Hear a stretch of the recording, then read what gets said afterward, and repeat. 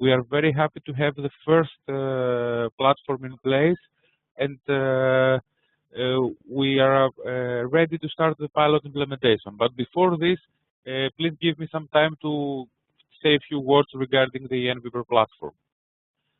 The idea of the eEnviPer begins with a challenge, as in most European projects. The challenge in our case is how to exploit the environmental permits process as a tool to balance between environmental protection and economic development. As you can see, in the time of crisis, we have to survive with reduced government budgets. We have the bureaucratic burdens for enterprises that are more severe than ever. And then we have the need to include citizens in the decision-making process as much as possible. And actually, environmental management is one of those cases that we need to include citizens as much as possible. This is the challenge that we're currently facing in order to, and this challenge gave us the impetus to start this project. The mission statement of the eEnviPer is to propose a service-oriented architecture platform and a service provision concept that addresses the environmental permitting process and increases performance and utility. There are two crucial requirements, let's say two key performance indicators that we all have in mind from the inception to the implementation of the eEnviPer. How to increase user acceptance, in other words, how to make users more eager to use any government platform instead of the traditional way to perform the process, and then how to reduce costs, how to make this e-government platform affordable for different types of government organizations so that they would not need an enormous amount of upfront investment in order to implement it. A couple of figures regarding the project.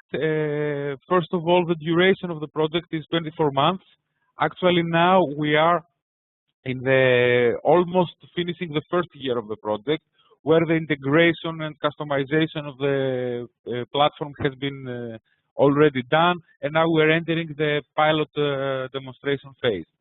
We have 13 partners, including 6 high-tech SMEs from the participant countries, 6 public sector organizations, and 1 university. There is a huge amount of work budgeted, since we foresee almost 800 person months in this project, divided in 3 work packages, and we're going to deliver 32 single pieces of work, other known as deliverables. The European community is going to contribute with 2 million euros in this project, while another 2 million is going to be contributed by the partners themselves. With respect to the stakeholders involved, obviously we have an issue of environmental permits is the core process that we are addressing. I don't know how many of you know the process itself, but it clearly involves 4 groups of stakeholders. First of all, the enterprises that want to start a new investment. Then these enterprises seek the consultancy and services from environmental consultants who prepare the environmental impact assessment and who run the process on behalf of them. Of course, the end recipient of this process is some kind of local government authority, and this local government authority either issues the environmental permit or disapproves the environmental study and asks for different things. And finally, we have the ultimate, let's say, beneficiary of this case, which is the civil society, because civil society expects from the local government accountability and transparency. And on the basis of this, we have identified 3 different existing platforms, let's say applications, that can be used. One of them is the application, a typical workflow management system, which is more or less present in every government application. Then, due to the fact that this process is heavily relied on legislation issues, on technology issues, etc., we also think that the knowledge management system is also very useful for all these stakeholders to do their job.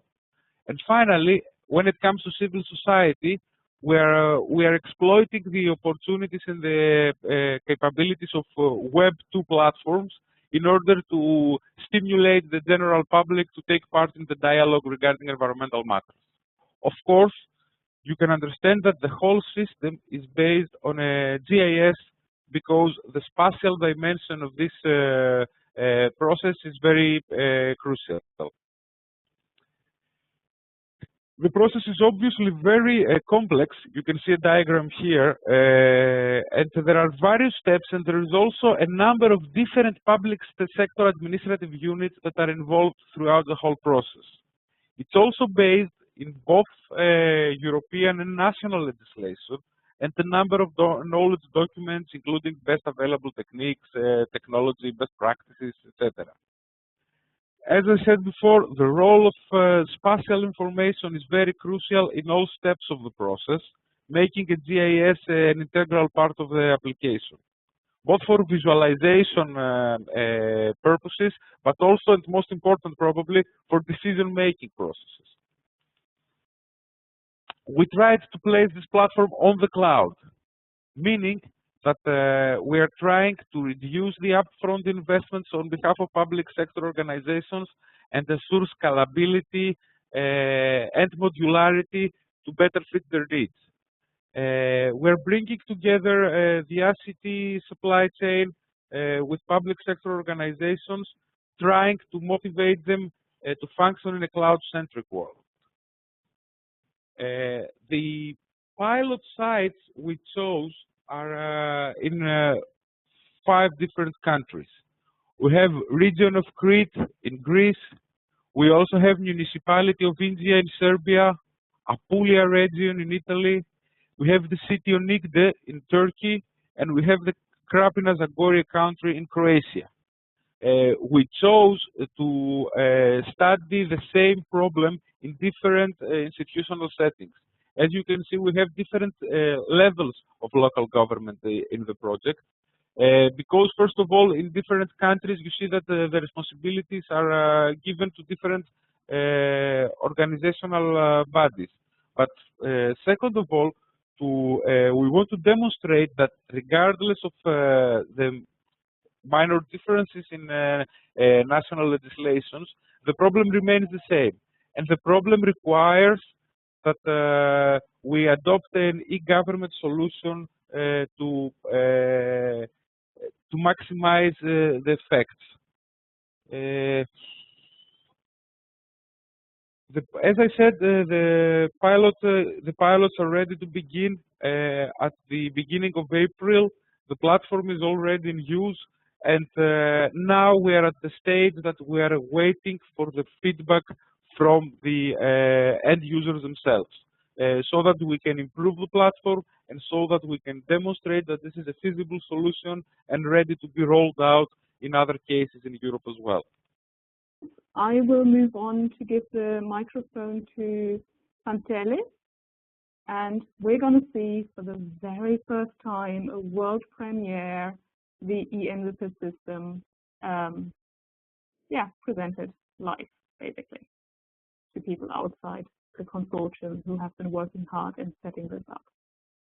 My name is Pantelis, and I work for Praxis, and I will present the Greek eEnviPer platform. We will present the environment of the eEnviPer pilot, and we will try to conduct a typical case of the environment permitting process. I will share now my desktop so you can see the environment of the eEnviPer platform. I will conduct a presentation on a brief presentation of the eEnviPer platform. Okay, you can hear me now. This is you can see the environment of the eEnviPer system. This is the field of the library field. knowledge-based legislation part and search machine that we can search legislative and documents about the permitting process. Here you can see the notification field. Every time the actor needs to be informed or proceed to an action, he receives a notification. The notification displayed in chronological order and refers to all open cases. You can edit a notification in a separate worksheet. This is the field of our projects and activities. You can see your last open cases and their details, their ID number, their status, and here you can see an important field of the eEnviPer platform, the public consultation. This is the field that takes place, the public consultation and the public notification. Okay.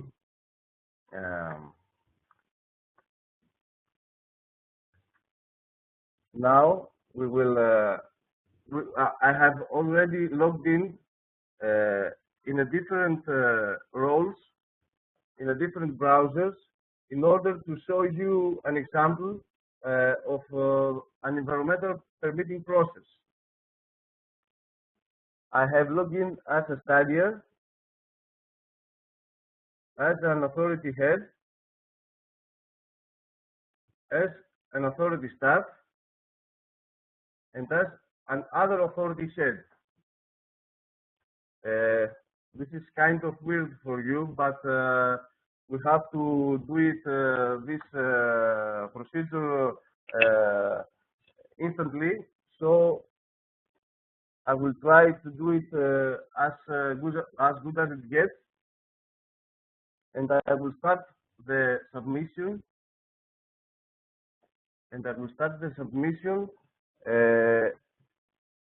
As a studier. Okay. I will issue an environmental approval without standard environmental conditions. It's a typical Greek example of environmental procedure.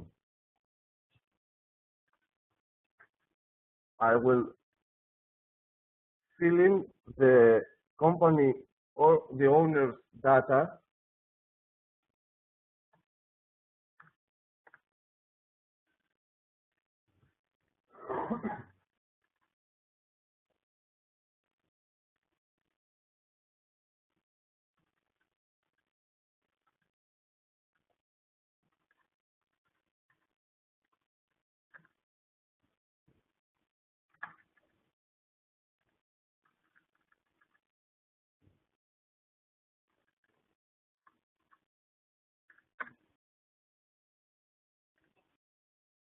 And I will name my project.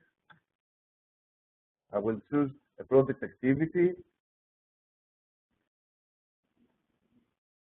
and I can also point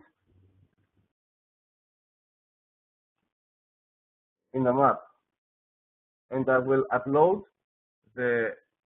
my documents and other stuff like designs, photos, or what we need in a process like this.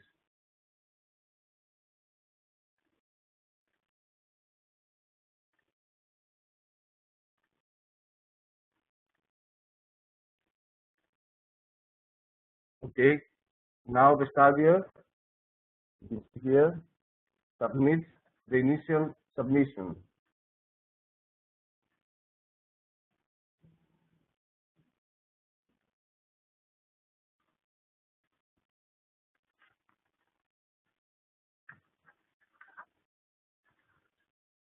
Okay. Now the authority head, which is the head of the environmental service that takes over the submission, now informed for the submission.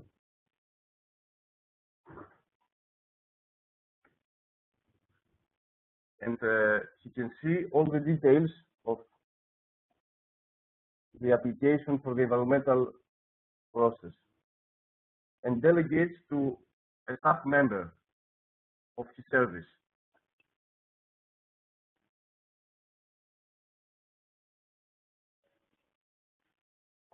After the delegation,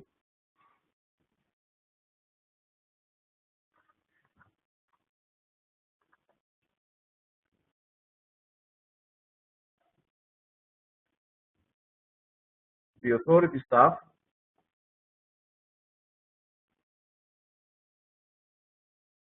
assign the initial application and can evaluate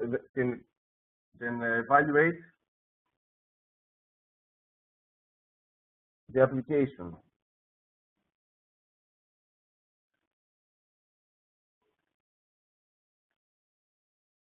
You can also ask for additional data if needed. At the same time, the studier, he can inform about the status of his submission.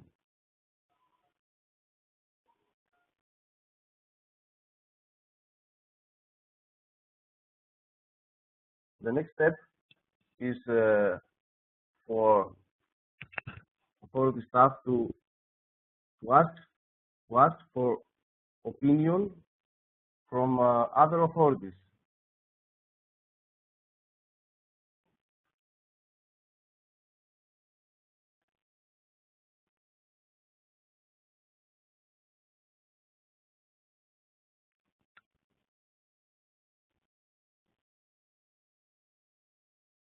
Okay. The other authority head receives a notification in order to express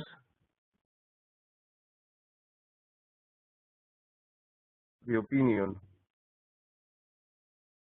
on the environmental impact assessment. You can see a brief evaluation of the authority staff and delegates to a staff member of his office. It's a bit of complicated situation, but this is the real situation on environmental procedure.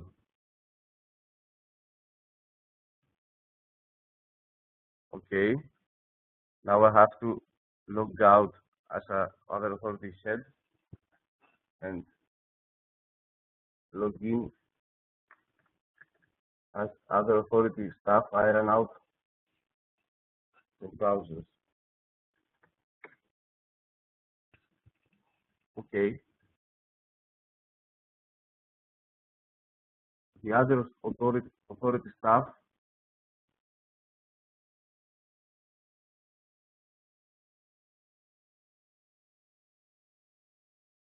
has been signed by his supervisor, and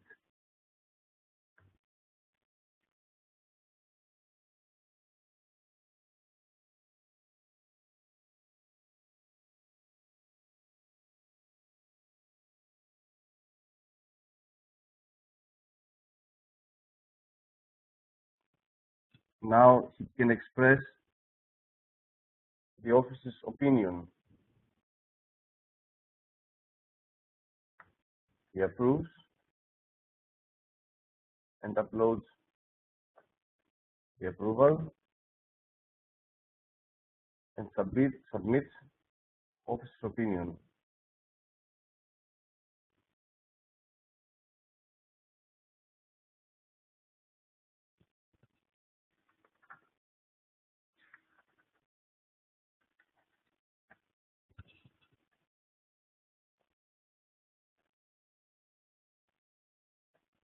The authority staff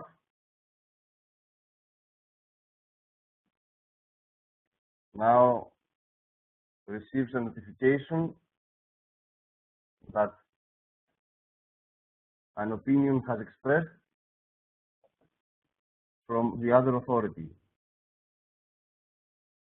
And you can see the opinion and the approval or the rejection.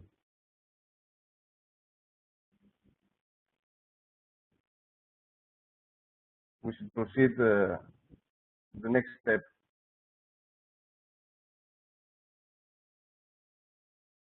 And go to the final evaluation.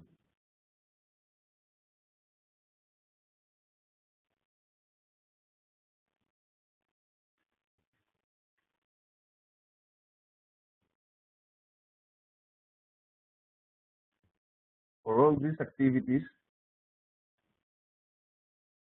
the studiers can inform about this in the status, so the authority head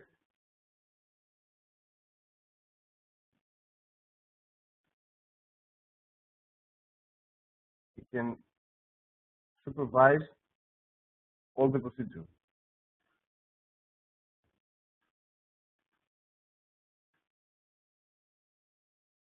This is the time that authority staff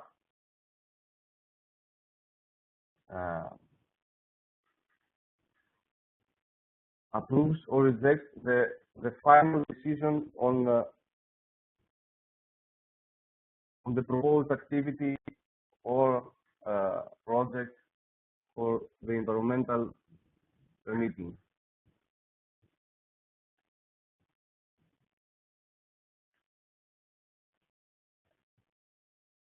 He submits his decision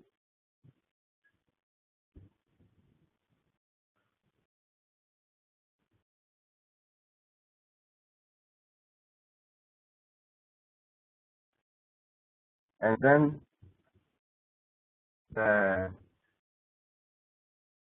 authority head receives a notification in order to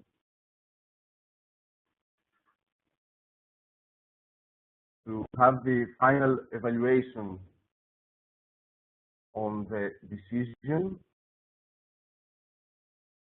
He can express his opinion too.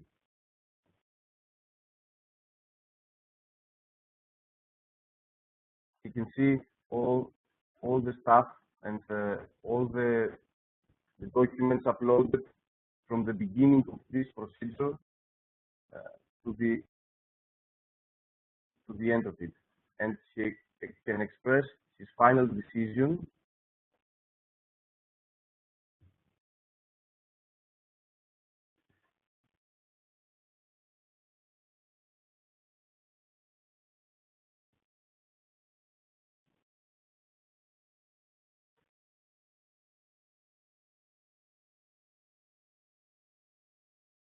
in order to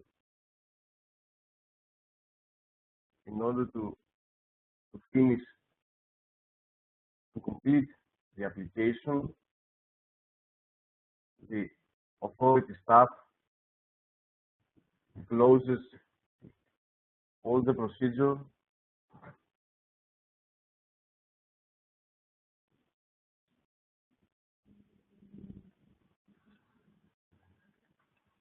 with a final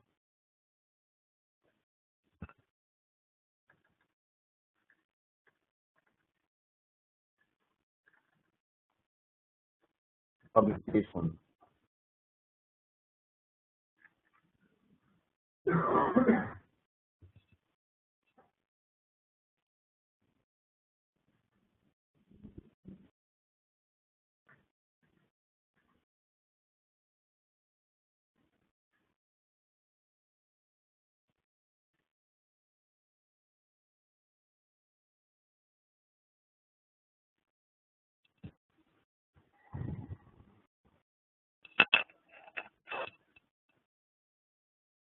Sorry for this.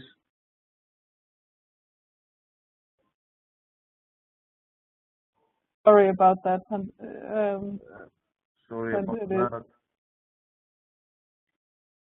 Okay, we manage that. And now we have completed an example of a typical Greek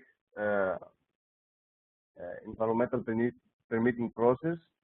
You can see that was a bit of complicated, and we conduct this procedure instantly, and maybe you can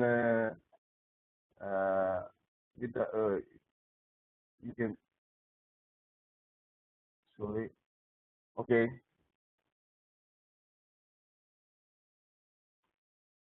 Okay.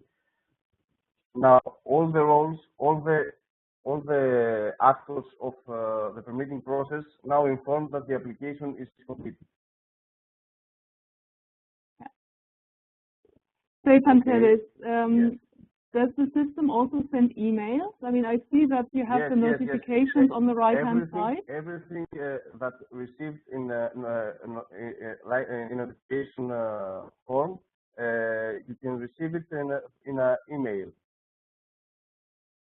All the notifications are in emails. All notifications that also go out by emails. Yeah, Yes. that's really useful. We had a little discussion in the chat box while you were demonstrating that this is a system that might feel very familiar, like with these workflows from many of the users, like normal citizens or just people who have done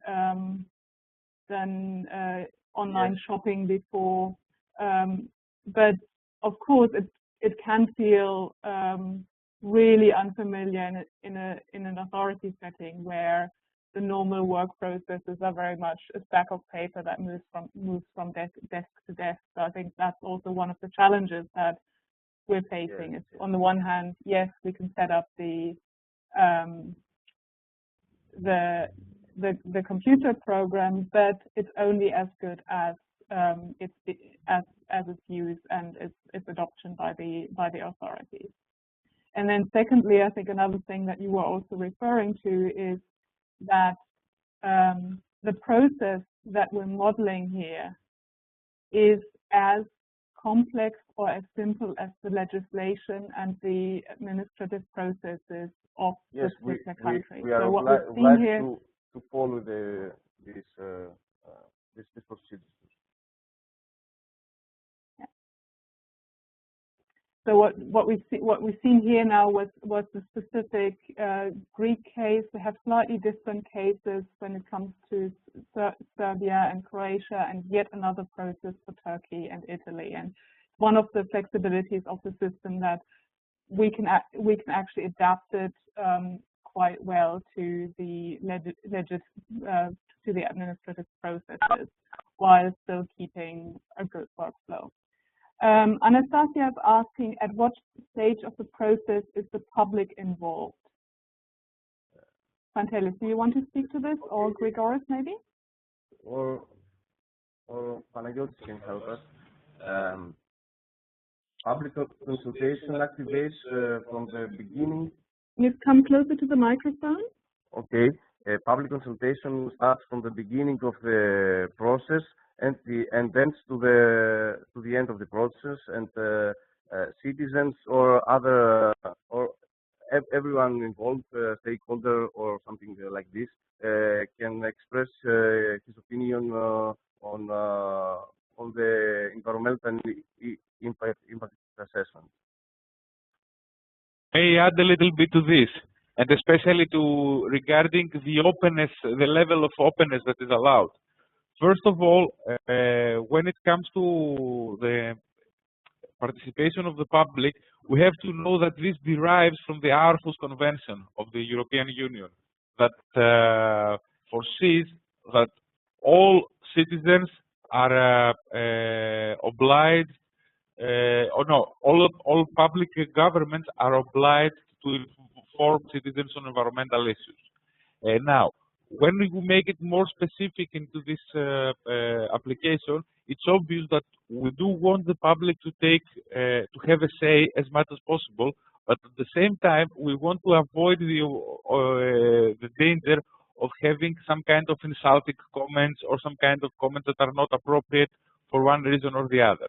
Therefore, the system has specific filters. First of all, there is the option that the operator of the public sector organization looks at the comments before they are actually published to ensure that insulting comments are not published at all.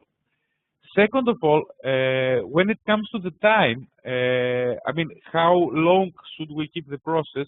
This clearly depends on how long the process itself takes and what is foreseen from the legal framework of each country. Generally speaking, it is meaningful to keep all comments, even if the consultation period has ended, and even if no further comments from the citizens can be added. It's very crucial to keep all the comments live on the web so that everybody can see what the public has said about it.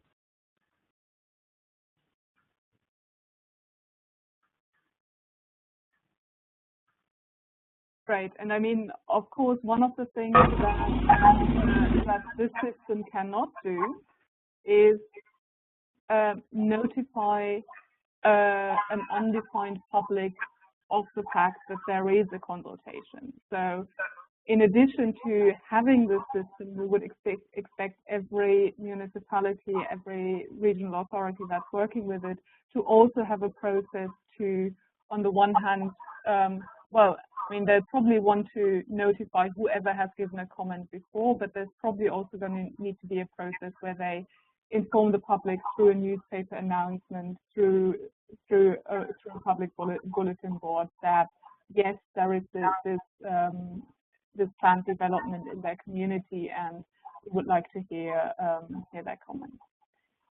I had one more question from Anastasia, which is whether there's a maximum of permits to be evaluated. Also, like if there's like tons of cases at the same time, what's your sense? Is that will that become chaotic, or how will you prevent that it becomes chaotic? Well, actually, this is one big advantage of this technology, because there is no limit, technology speaking. The only limit is the limit of the human force of any given authority, because technologically the platform can take up any number of applications at once. There is no problem.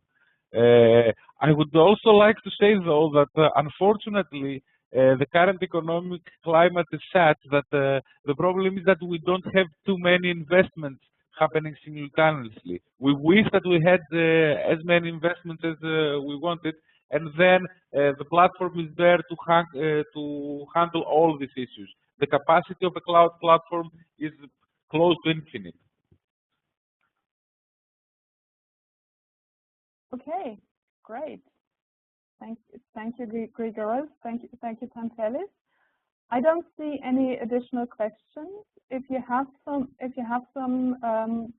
you all have email. I'll also be happy to pass on your questions to Grigoris or Pantelis.